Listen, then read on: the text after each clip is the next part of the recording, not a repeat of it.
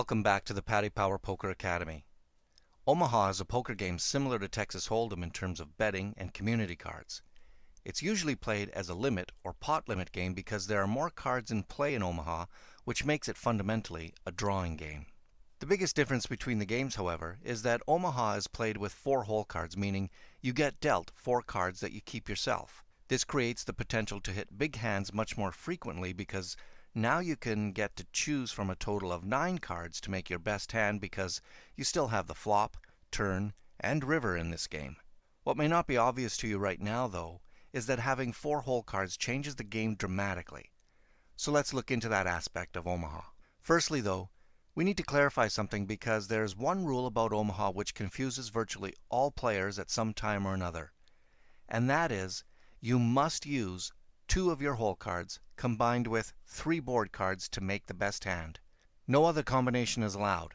In Hold'em, there is no such restriction as to how many of your hole cards you can or cannot use. So on this board, the best hand for this Omaha player would be an ace-high Broadway straight using his ace and jack. It's the best possible hand. But watch what happens by changing just the river card to the 9 of hearts. Now the hand is just okay with 2 pair, 10s and 9s, using a king kicker. This player might want to keep this pot under control now, concerned over being behind a set or a flush, especially against multiple opponents. So let's look at a round of Omaha quickly here because position, blinds, betting, and structure are rather much the same as in the Hold'em video, so we can zoom right to the showdown where you will see how different this game really is. So, like I said, the dealer starts by giving each player 4 cards face down, and of course these are your private hole cards. Some players here decide to fold while the others decide to call the bet and see a flop. The pot is collected and the flop is dealt. Then another round of betting and one player decides to fold. The pot is collected again and the remaining players see the king of diamonds on the turn. There's more bets and another fold. The river card not only pairs the board but completes the diamond flush as well. Another bet and 2 calls. Okay then, let's see the cards. It's a good sized pot and this player turns over the nut flush using his queen and 9 of diamonds. Given the flop, however, I think this player was playing kind of loose, but he did end up with a hand. The next player shows 2 pair, aces and 9s. I suppose he was hoping for a full house, but this hand is rather weak to call a bet from 2 players ahead of you, especially after that 6 of diamonds shows up on the river. Not surprisingly, the last player has the best hand, which is a full house. Aces full of kings. Oops. Hey, I hope you're paying attention here because that's wrong. He does have a full house, but remember, he can only use 2 of his hole cards, making his best hand aces full of 6s. Just keep in mind that when you look at 4 hole cards together, they usually look much stronger than they really are. So Omaha, or Omaha High, is always played for the best hand.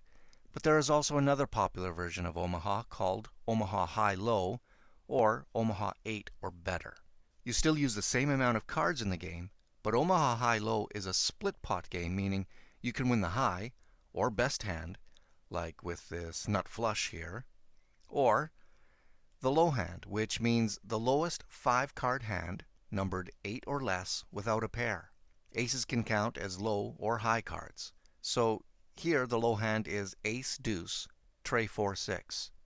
The value of the high and low sides split the pot down the middle.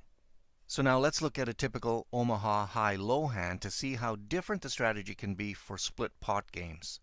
This player's hole cards might have looked strong on the flop, but having just a middle strength set by the river isn't so good on this board, partly because he can only play for the high pot, given that he cannot use 2 of his cards to combine with 3 on the board that are all 8 or lower and not paired. He just can't do it.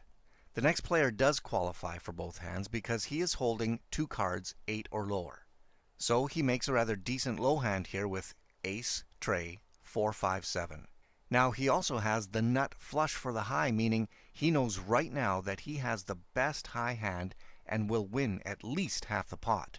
Let's look at that last hand, which, by the way, is a very strong starting hand in Omaha High-Low because it plays well for both sides of the pot. Now, this player also has a flush, but as you can see, it's not good enough for the high because it's a weaker flush than his opponent's king-high flush. However, with his low cards, he makes the low hand with ace, deuce, tray, 4-7, and claims the low pot. A lot can change in Omaha high-low with just one card. For example, if this player had an ace instead of that tray, then this player over here wins the high and the low. That's called a scoop for high-low poker games. But let's put the 7 of diamonds in play here on the board, and all of a sudden there is no possible low pot because there are not 3 unpaired cards, 8 or lower, on the board. That means this player wins the entire pot with a high hand of quad 7s. Sound confusing? Well, Omaha can take a little more time to pick up, but learning games besides hold'em expands your general knowledge and skill in all poker games, especially when it comes to reading the board and determining the real value of your hands. Some points to remember as you read more in the Paddy Power Poker Academy section is to understand the drawing nature of Omaha games, reading the board correctly, and realizing that seemingly strong hands are never really too far ahead because of all the possibilities that combinations of 9 cards presents. Don't forget to read more on Omaha in the Paddy Power Poker Academy.